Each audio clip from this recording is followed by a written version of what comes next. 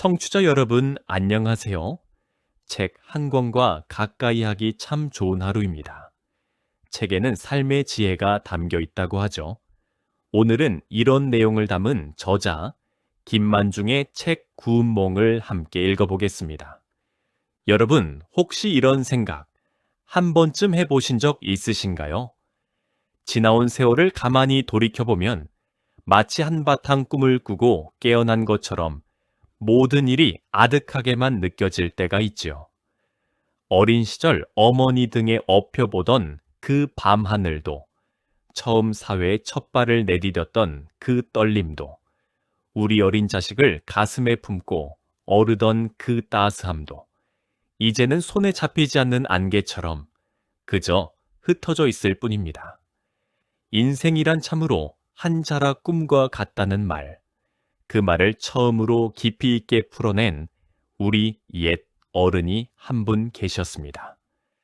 바로 조선시대의 큰 문장가 서포 김만중 선생입니다. 오늘 우리가 함께 읽어볼 책은 무려 300년이 넘은 옛 소설이지만 지금 들어도 가슴 한구석이 먹먹해지는 한 편의 깊은 이야기, 구운몽입니다. 구운몽이라는 이 세 글자는 아홉, 구, 구름운, 꿈몽 이렇게 풀이가 되는데요.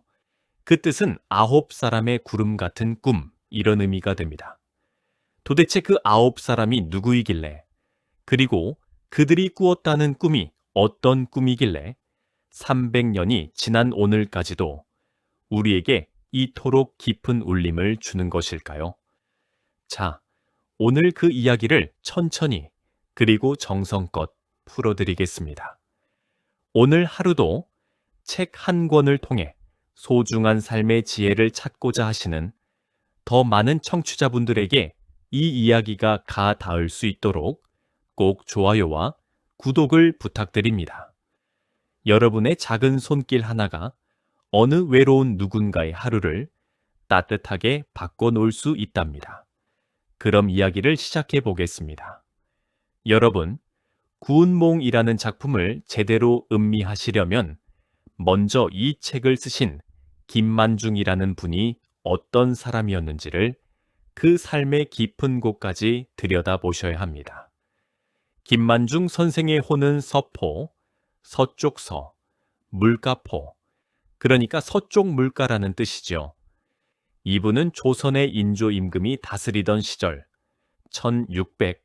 1637년에 태어나셨습니다.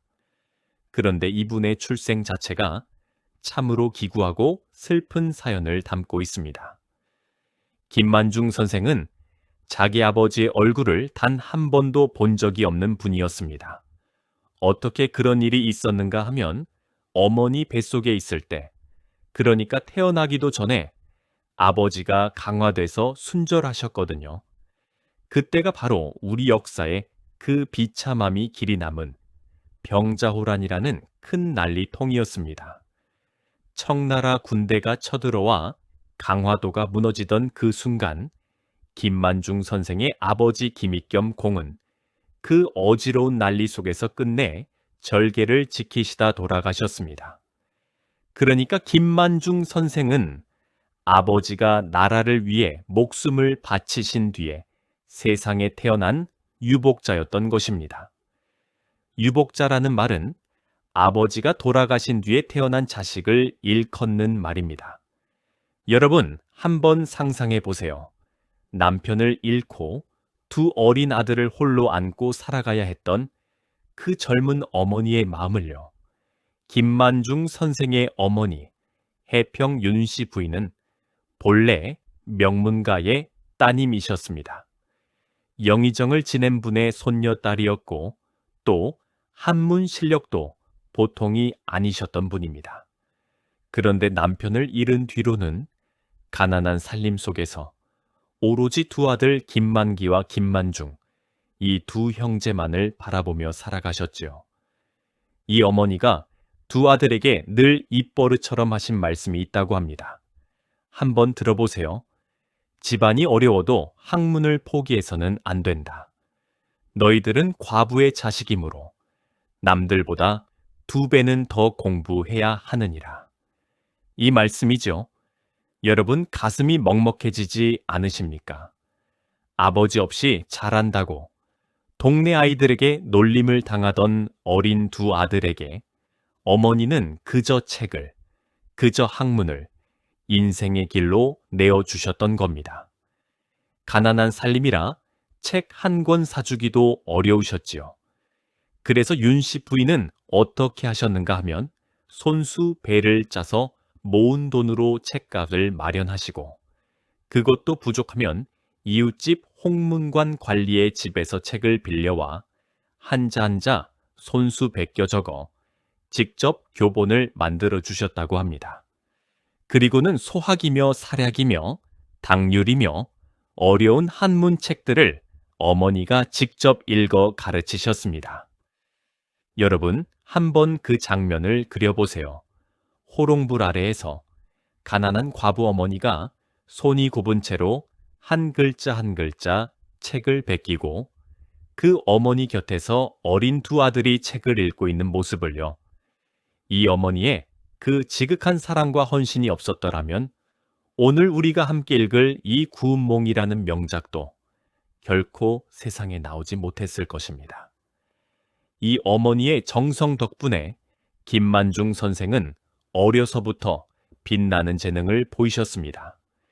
14살에는 진사초시에 합격을 하시고 1665년, 즉 현종 임금 6년에는 정시문과라는 큰 과거 시험에 급제하여 마침내 벼슬길에 오르셨죠. 그 후로 대제학이라는 학자로서 오를 수 있는 가장 높은 자리에까지 이르렀습니다. 그런데 이분의 인생이 늘 평탄하기만 했던 것은 아닙니다. 김만중 선생은 평생에 걸쳐 3번이나 귀양살이를 하셨습니다. 귀양이라는 것은 죄를 지었거나 임금에게 미움을 사면 멀리 외딴 곳으로 쫓겨나서 그곳에서 풀려날 때까지 갇혀 지내는 형벌을 말합니다. 특히 그 2번째 귀양살이가 중요합니다. 1687년경 평안도의 선천이라는 곳으로 귀양을 가시게 되었지요. 왜 귀양을 갔는가 하면 그 당시 숙종 임금께서 장희빈이라는 후궁을 너무 총애하시는 것을 보고 김만중 선생이 임금의 면전에 대고 직언을 했기 때문이었습니다. 조사석이라는 사람이 정승이 된 것이 혹시 장희빈 때문은 아니냐고 이렇게 임금 앞에서 따져 물었다는 것이지요. 여러분, 그 당시에 임금 앞에서 그런 말을 한다는 것이 얼마나 위험한 일이었겠습니까? 임금의 진노를 사서 바로 파직되어 머나먼 평안도 선천 땅으로 쫓겨나신 것입니다. 그런데 바로 그 외로운 귀양지에서 늙으신 어머니를 두고 멀리 떠나야 했던 그 효성스러운 아들의 마음으로 어머니의 한가함과 근심을 덜어드리고자 쓰신 소설이 바로 우리가 오늘 읽을 구운몽입니다. 전에 내려오는 이야기로는 구운몽을 하룻밤 사이에 쓰셨다는 말도 있고 또 어떤 이야기로는 중국의 사신으로 가실 때 어머니께서 중국 소설을 좀 사오너라 하셨던 부탁을 깜빡 잊으셨다가 돌아오는 길에 급히 지어서 어머니께 바쳤다는 이야기도 있습니다.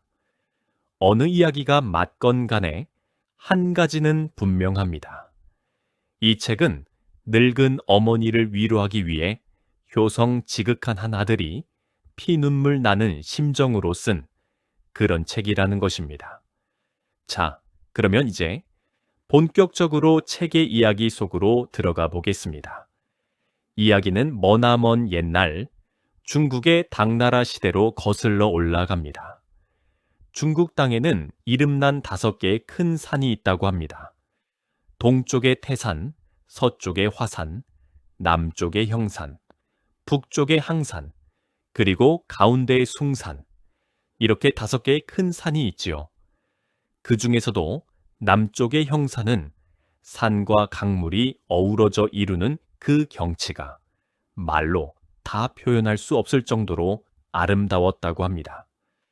그 형산의 가장 빼어난 본굴이 연꽃이 피어있는 듯한 본굴이라 하여 연화봉이라 이름 붙은 그 산 본굴이에 한 거룩한 스님이 계셨습니다.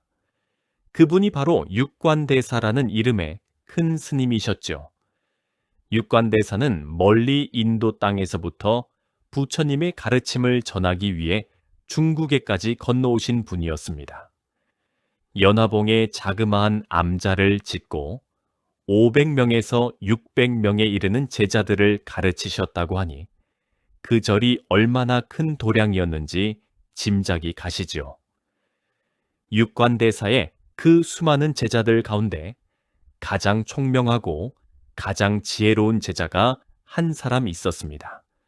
그 이름이 바로 성진이었습니다. 성진은 20살에 출가하여 부처님의 제자가 된 아직 젊고 잘생긴 스님이었죠. 어찌나 영특했던지 육관대사께서는 자기가 죽고 나면 이 절의 가르침을 바로 이 성진에게 물려주시리라. 그렇게 마음먹고 계셨을 정도였습니다. 자, 어느 날이었습니다. 육관대사께서 어린 제자 성진을 부르시더니 한 가지 심부름을 시키셨습니다. 무엇인고 하니 동정호라는 큰 호수의 용왕에게 가서 안부 인사를 전하고 오라는 것이었습니다. 그래서 성진은 스승의 명을 받들어 길을 떠났지요. 용궁에 도착한 성진은 용왕의 극진한 환대를 받았습니다. 용왕은 술상을 차려내 놓으시며 이 술 한 잔 받으시오 권하셨지요. 성진이 깜짝 놀라 손사래를 쳤습니다. 제가 어찌 술을 마실 수 있겠습니까? 저는 부처님의 제자입니다. 그러나 용왕이 자꾸자꾸 권하시니 거절하지 못하고 결국 술을 몇 잔 받아 마시고 말았습니다. 여러분, 한 잔 술이 얼마나 무서운 것인지 이때부터 이야기가 풀려나갑니다.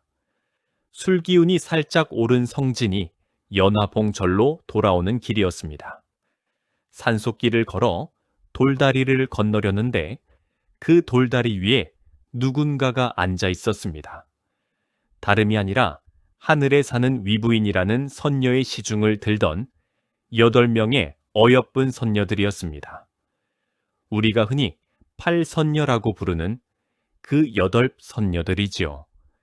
이 8선녀들도 그날 위부인의 심부름으로 육관대사를 만나고 돌아가는 길이었는데 마침 이 돌다리에 잠시 앉아있던 참이었습니다.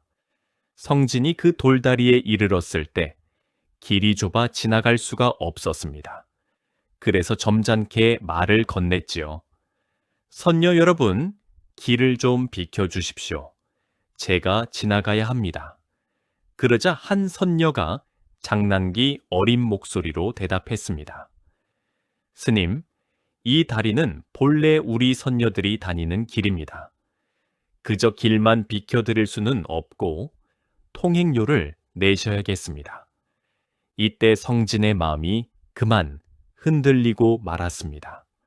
술 기운이 살짝 남아있던 데다가 눈앞에 펼쳐진 8명 선녀들의 그 아름다운 모습은 어린 스님의 마음을 흔들기에 충분했지요. 성진은 길에 떨어진 복숭아꽃 가지에서 꽃잎 8개를 따 손바닥 위에서 진주 굿을 8개로 만들어 선녀들에게 던져 주었습니다. 그러고는 서로 가벼운 농을 주고받았지요. 여러분, 짧은 만남이었습니다. 길어야 차 한 잔 마실 시간이었지요. 그러나 그 짧은 순간이 성진의 평생을 송두리째 흔들어 놓게 됩니다. 절로 돌아온 성진은 자기 방에 앉아 좌선을 하는데 자꾸만 그 선녀들의 모습이 눈앞에 어른거리는 것이었습니다. 머리에서 떠나지 않았지요. 그리고는 자기 마음속 깊은 곳에서 한 가지 의문이 슬그머니 고개를 들기 시작했습니다. 남자로 태어나 왜 부처님의 가르침만을 따라야 하는가? 어찌하여 출세에서 큰 벼슬을 하고 좋은 여인을 만나 가정을 이루고 화목한 삶을 살아서는 안 되는 것인가? 여러분, 이 마음, 어쩌면 우리 모두의 마음이지 않습니까? 평생을 다 바쳐 한 길을 걸어오신 어르신들도 가끔은 내가 만약 다른 길을 갔더라면 어땠을까 하는 생각을 한 번쯤은 해보셨을 것입니다.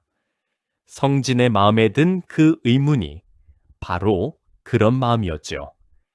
그런데 도력이 높으신 육관대사께서 이 어린 제자의 마음을 모르실 리가 있겠습니까? 성진의 흔들리는 마음을 한 번에 꿰뚫어 보신 대사께서는 크게 노하셨습니다. 그런 마음으로 어찌 돌을 닦을 수 있겠느냐? 너는 속세의 부귀를 그토록 원하니 한번 그 부귀 공명이 어떤 것인지 직접 맛보고 오너라. 이렇게 호통을 치시고는 저승에서 힘이 센 사자들을 불러다가 성진을 인간 세상으로 쫓아내 버리셨습니다. 그뿐 아니라 그날 돌다리에서 만난 그 8선녀들 또한 위부인의 노여움을 사서 마찬가지로 인간 세상으로 쫓겨나 모두 사람의 몸으로 다시 태어나게 됩니다. 자, 여기까지가 우리 이야기의 첫 번째 장이었습니다. 거룩한 돌을 닦던 한 스님이 단 한 번의 흔들림으로 인해 인간 세상에 떨어지게 되는 그 운명의 시작이었죠. 자, 그러면 인간 세상에 태어난 성진은 과연 어떤 삶을 살게 될까요? 그 이야기는 잠시 후에 이어드리겠습니다. 여러분, 오늘 하루도 책 한 권을 통해 소중한 삶의 지혜를 얻고자 하시는 더 많은 청취자분들에게 이 이야기가 가 닿을 수 있도록 꼭 좋아요와 구독을 부탁드립니다. 여러분의 그 작은 손길 하나가 외로운 누군가에게는 큰 위로가 된답니다. 자, 그러면 이야기를 계속해서 이어가 보도록 하겠습니다. 육관대사의 노여움으로 인간 세상에 떨어진 성진은 중국 회남 땅 수주현이라는 곳에 사는 양처사라는 분의 아들로 태어났습니다. 처사라는 말은 벼슬을 하지 않고 학문만 닦으며 사는 그런 선비를 가리키는 말입니다. 그 아이의 이름은 양소유라고 지었지요. 양처사는 사실은 신선이 되기 위해 돌을 닦던 분이라 아들 양소유가 10살이 되자 백학을 타고 하늘로 올라가 신선들의 세계로 가버리셨습니다. 그래서 양소유는 또 한 번 아버지 없이 어머니의 손에서 자라나는 운명을 갖게 됩니다. 여러분, 어쩌면 이 대목, 작가 김만중 선생 자신의 모습이 아니겠습니까? 아버지 없이 어머니의 정성으로 자라온 그분의 인생 그 자체가 양소유라는 인물 속에 고스란히 녹아있는 것이죠. 자, 양소유는 어려서부터 그 재주가 보통이 아니었습니다. 글 잘하고 무에 뛰어나고 게다가 인물까지 빼어났으니 그야말로 천에 둘도 없는 절세의 미나메다 제주꾼이었죠. 양소유가 15살이 되었을 때입니다. 어머니께서 이렇게 말씀하셨죠. 이제 내 나이가 찼으니 서울에 가서 과거 시험을 치르거라. 그래서 양소유는 어머니 곁을 떠나 멀고 먼 서울 길에 오르게 됩니다.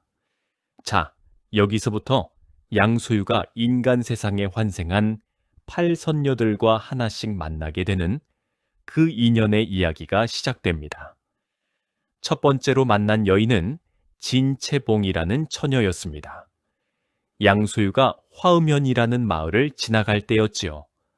어느 누각 아래를 지나가다가 늘어진 버드나무를 보고 시 한 수를 지어 읊었습니다. 그 시를 듣고 누각에서 봄잠을 자고 있던 한 여인이 깨어났는데 그 여인이 바로 진어사의 따님 진채봉이었습니다. 두 사람이 눈이 마주치자 마음이 통하였고 곧 혼인을 약속하기에 이르렀지요. 그러나 인연이라는 게 어디 그리 호락호락하던가요? 마침 구사량이라는 사람이 난리를 일으키는 바람에 양소유는 남전산이라는 산속으로 피해 들어가게 됩니다. 그곳에서 한 신선 같은 도사를 만나 검은고와 퉁소를 비롯한 음악을 배우게 되지요. 한편 진채봉은 아버지 진어사가 그 난리통에 돌아가시는 바람에 관원에게 잡혀 서울로 끌려가는 신세가 되고 말았습니다. 이듬해 양소유가 다시 서울로 과거를 보러 가던 길이었습니다. 낙양이라는 큰 도시의 천진교라는 다리에서 시 짓기 모임이 열리고 있었죠. 양소유도 그 모임에 끼어들어 자기 솜씨를 한번 뽐냈는데 그곳에 있던 모든 선비들이 그 시 솜씨에 입을 다물지 못했답니다. 그 자리 한 명기, 그러니까 노래도 잘하고 검은고도 잘 타는 이름난 기생이 있었는데 그 여인이 바로 개서멀이었습니다. 개서멀은 양소유의 그 빛나는 재주에 한눈에 반해 그날 밤 양소유와 정을 나누게 됩니다. 그 다음에 만나는 여인이 바로 정경패였습니다. 정경패는 대대로 정승을 지낸 명문가의 따님이었는데 그 인물과 재주가 둘도 없다는 소문이 자자했지요. 그러나 워낙 귀한 집따님이라 도무지 얼굴을 볼 수가 없었습니다. 그래서 양소유는 어떻게 했는가 하면 무려 여자 옷을 입고 검은고를 잘 타는 여인으로 변장하여 정경패의 집을 찾아갔습니다. 정경패의 어머니 최부인이 음악을 좋아하셨기 때문이죠. 그렇게 해서 마침내 정경패의 얼굴을 보게 되었는데 정경패는 곧 양소유가 남자인 줄을 눈치채고 부끄러워 자리를 뜨고 말았답니다. 그러나 이미 마음은 통한 뒤였지요. 네 번째 인연은 가춘운이었습니다. 가춘운은 정경패를 모시던 시비, 그러니까 몸종이었습니다. 그러나 그 인물과 마음씨가 또한 빼어나서 정경패가 양소유에게 시집을 갈 때 함께 따라가도록 약속이 되어 있었죠.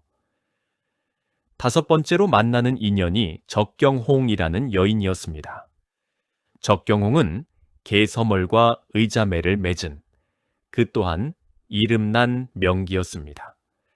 그런데 이 여인이 어찌나 기상이 높았던지 양소유를 한번 보고는 마음을 정하더니 남자 옷으로 갈아입고 양소유를 따라 나섰죠.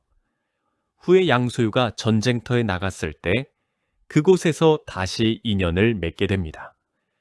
여섯 번째 인연이 바로 황제의 누이신 난양공주, 본 이름은 이소화 공주였습니다.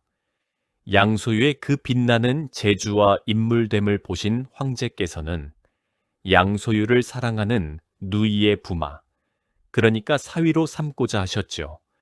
그래서 한바탕 큰 소동이 벌어집니다. 이미 정경패와 혼약을 한 양소유가 공주의 남편이 되어야 한다니 큰일이 아니겠습니까? 그러나 황태우께서 정경패의 그 어진 인품을 확인하시고는 정경패를 양녀로 삼아 영양공주로 봉하시고 두 공주가 함께 양소유의 부인이 되도록 하셨습니다. 이리하여 양소유는 두 부인을 두게 됩니다. 일곱 번째 인연은 심요연이었습니다. 양소유가 토번이라는 오랑캐의 나라를 정벌하러 전쟁터에 나갔을 때 일입니다.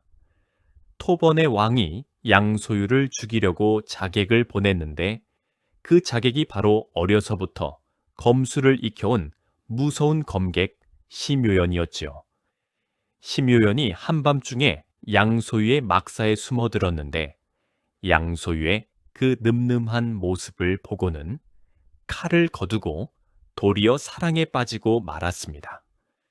그래서 심요연은 양소유의 6첩 중 한 사람이 되었죠. 여덟 번째 마지막 인연이 백능파였습니다.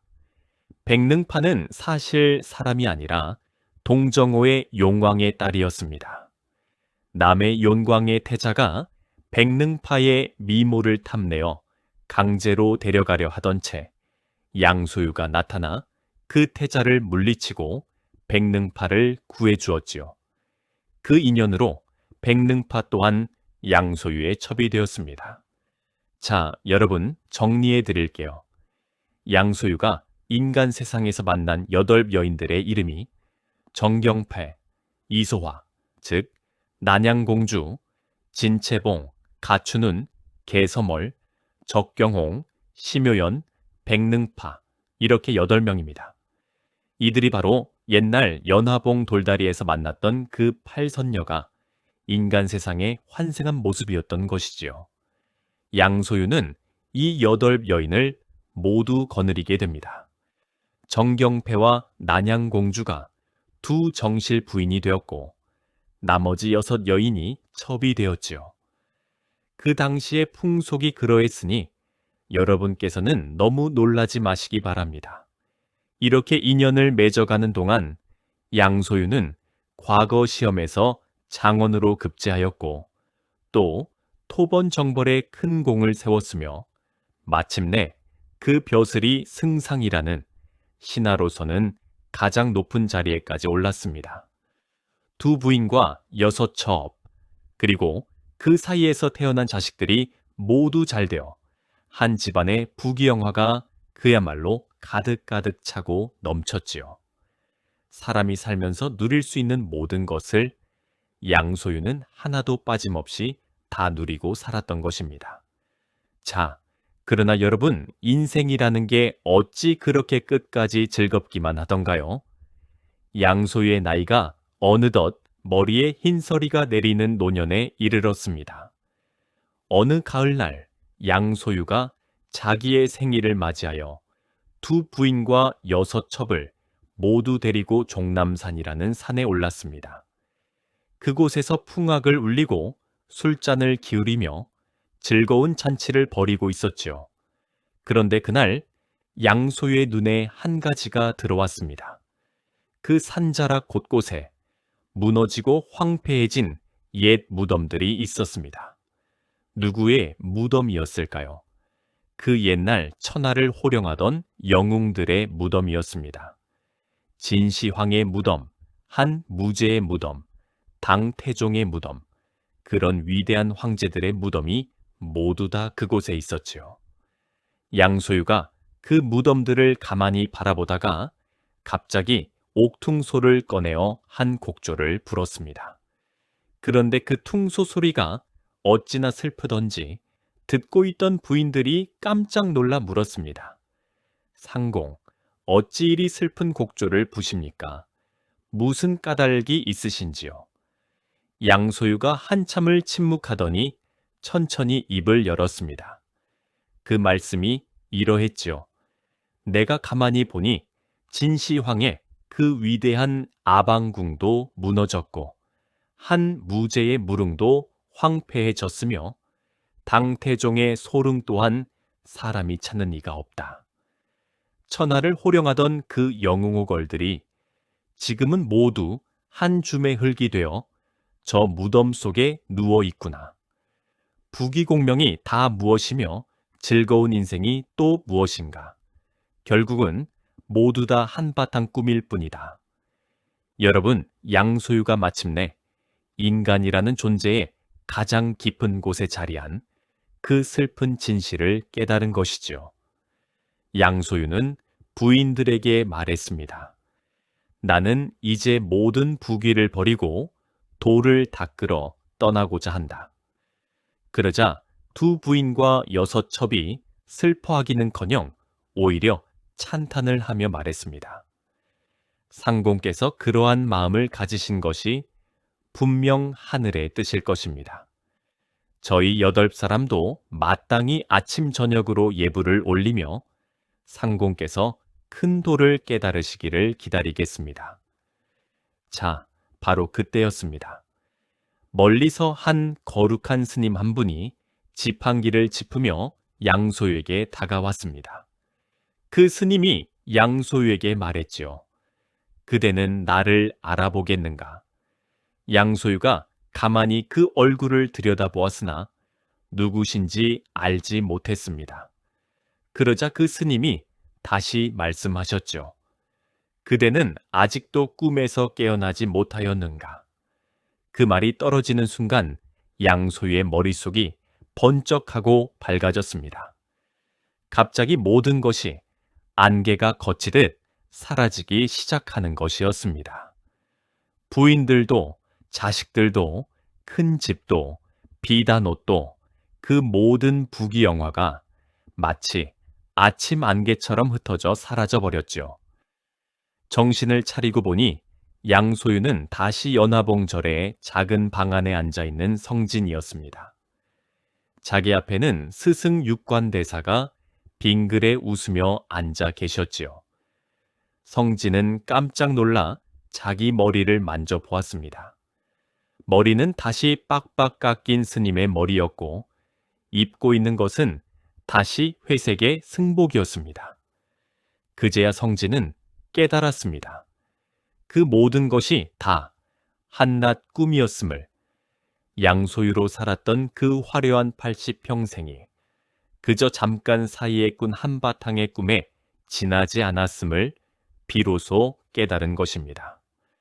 성진은 스승의 발 아래 엎드려 흐느껴 울며 말했습니다. 스승님, 이 어리석은 제자가 이제야 깨달았습니다. 부귀공명이 아무리 크다 한들 결국은 한 자락 꿈일 뿐이라는 것을 이제야 알겠습니다. 그러자 육관대사께서 빙그레 웃으시며 말씀하셨습니다. 성진아, 너는 아직도 꿈과 현실이 다르다고 생각하느냐? 꿈이 곧 현실이고 현실이 곧 꿈이다. 너는 이제 그것을 알아야 한다. 자, 여러분, 이 말씀이 바로 이 책의 가장 깊고 깊은 가르침입니다. 꿈과 현실은 둘이 아니라 결국은 하나라는 말씀이지요. 그때 절 밖에서 8명의 여인이 문을 두드렸습니다. 누구였겠습니까? 인간 세상에서 양소유의 부인들이었던 그 8 선녀들이었죠. 그들도 모두 꿈에서 깨어나 깨달음을 얻고 스승을 찾아온 것입니다.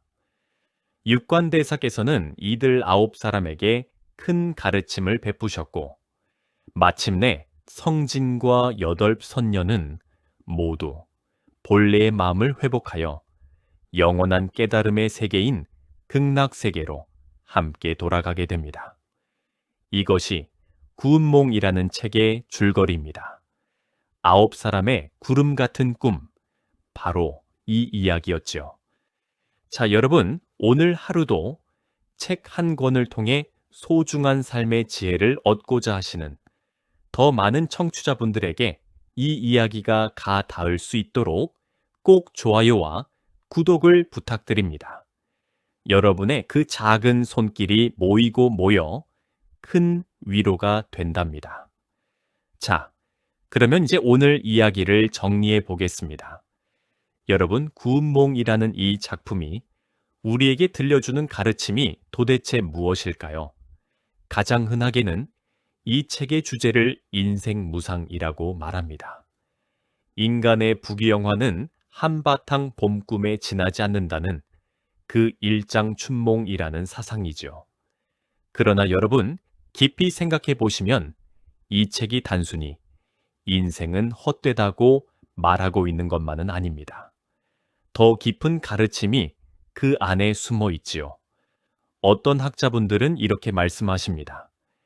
이 책의 진정한 가르침은 부귀영화가 헛되다는 데에 있는 것이 아니라 꿈을 꿈인 줄로만 알면 현실도 꿈도 모두 다 소중한 우리의 삶이 된다. 거기에 그 가르침이 있다. 이렇게 말씀하십니다. 생각해 보세요. 양소유가 꿈속에서 산 그 80평생이 의미가 없었던가요? 그렇지 않습니다. 사랑하는 8 여인을 만났고 자식들을 키웠으며 나라를 위해 큰 공을 세웠고 백성을 위해 좋은 정치를 했습니다. 그 모든 것이 비록 꿈이었다 하더라도 그 안에서 양소유는 진심을 다해 살았던 것이지요. 그렇기 때문에 마지막에 깨달음을 얻을 수 있었던 것입니다. 꿈을 꿈인 줄도 모르고 그 꿈에 매달려 사는 것이 어리석은 일이지요. 그러나 꿈을 꾸민 줄로 깨달은 사람은 꿈 속에서도 마음을 다해 살되 그 꿈에 집착하지는 않습니다. 그것이 바로 진정한 지혜라는 것이지요. 여러분, 오늘 이 자리에 함께해 주신 어르신들의 그 길고 긴 인생이 어쩌면 양소유의 그 꿈과도 같습니다. 청춘 시절의 사랑도, 가족을 이루던 그 기쁨도, 자식들을 키우던 그 정성도, 사회에서 이루신 그 모든 것도 지금 돌이켜보면 마치 꿈처럼 아득하지요. 그러나 그것이 다 헛되었다는 말이 아닙니다. 그것이 다 진실한 우리 인생이었습니다. 다만 이제 인생의 깊은 자리에 이르신 여러분께서는 그 모든 것을 한 발짝 떨어져 바라보실 수 있는 그런 지혜의 눈을 갖게 되셨다는 것입니다. 양소유가 마지막에 깨달은 그 마음, 그것이 바로 여러분께서 이미 가지고 계신 그 지혜와 다르지 않다. 저는 그렇게 말씀드리고 싶습니다. 그리고 한 가지 더 우리가 잊지 말아야 할 것이 있습니다. 김만중 선생이 이 책을 쓰신 마음입니다. 머나먼 평안도 선천 땅의 외로운 귀양지에서 늙으신 어머니 한 분을 위로하기 위해 효성 지극한 한 아들이 정성껏 써내려간 책. 그것이 바로 구운몽입니다. 여러분 한번 상상해 보세요. 김만중 선생이 호롱불 아래에서 한 글자 한 글자 정성껏 글을 쓰시는 모습을요. 그 글을 쓰시면서 머릿속에는 오로지 한 분 멀리 떨어져 계신 어머니 생각뿐이셨을 것입니다. 어머니, 제가 곁에 있어 드리지 못해 죄송합니다. 제 대신 이 책을 읽으시며 잠시나마 근심을 잊으시기를 바랍니다. 그런 효심으로 한 글자 또 한 글자 적어 내려가셨겠지요.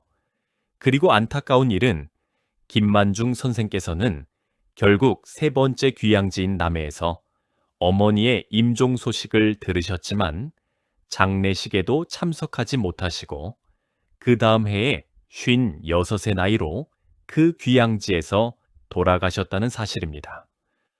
어머니를 위해 책을 쓰셨던 그 효성스러운 아들이 정작 어머니의 마지막 길도 함께하지 못하고 외로운 귀양지에서 그 생을 마감하신 것이지요. 이 사연을 알고 다시 구운몽을 읽어보면 책의 모든 글자마다 한 효자의 눈물이 어려 있는 것 같아 가슴이 먹먹해집니다. 자, 오늘의 이야기를 마무리하기 전에 여러분께 한 가지 여쭤보고 싶은 것이 있습니다. 여러분의 그 길고 길었던 인생 한번 가만히 돌이켜보세요. 가장 빛나던 청춘의 한때, 자식을 처음 품에 안았던 그 순간, 사회에서 가장 큰 일을 이루셨던 그 시간, 그리고 지금 이 순간까지 이 모든 것이 다 마치 양소유의 그 꿈처럼 아득하게 느껴지지 않으십니까? 그러나 한 가지는 분명합니다. 그 모든 순간순간 여러분은 진심을 다해 살아오셨다는 것입니다. 그것만으로도 여러분의 인생은 충분히 가치 있고 충분히 빛나는 것이었습니다.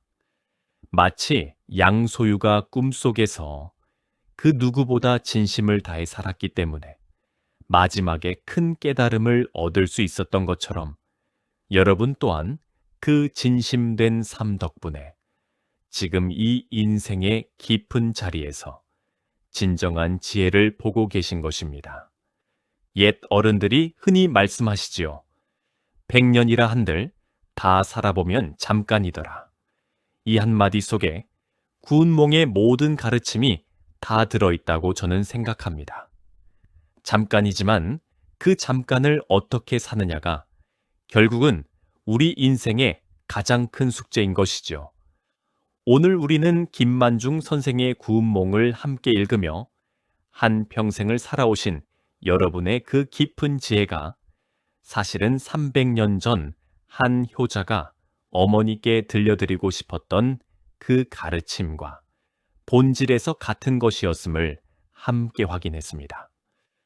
오늘 우리가 읽은 이야기 속의 성진과 양소윤은 사실 다른 사람이 아니라 우리 모두의 모습입니다. 그리고 그가 마지막에 도달한 그 깊은 깨달음의 자리, 그곳은 이미 여러분 가까이에 있는 익숙한 자리이기도 합니다. 살아오신 그 모든 세월이 다 헛되지 않았음을, 오히려 그 모든 시간이 합쳐져 지금의 여러분을 만들었음을 잊지 마시기 바랍니다. 오늘의 독서 여행 어떠셨어요? 삶을 통해서 몸으로 배워온 내 삶의 지혜를 다시 발견하실 수 있었나요? 책 한 권을 통해 삶의 지혜를 얻는 소중한 시간은 오늘도 계속됩니다. 청취자 여러분, 그럼 다음 시간에 또 뵙겠습니다.